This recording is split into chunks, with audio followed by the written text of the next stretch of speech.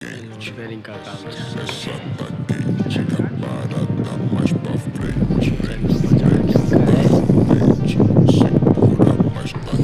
मारे घर पे आ। ये गणपत हमारा उधर तोड़ रहा है।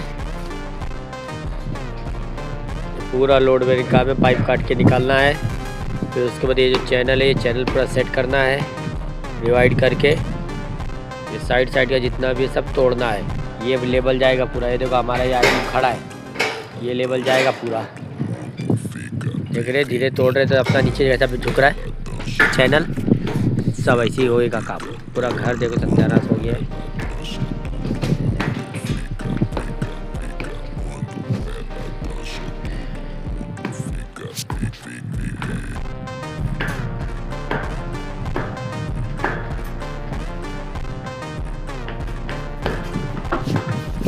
आगे का काम बताएंगे बाद में।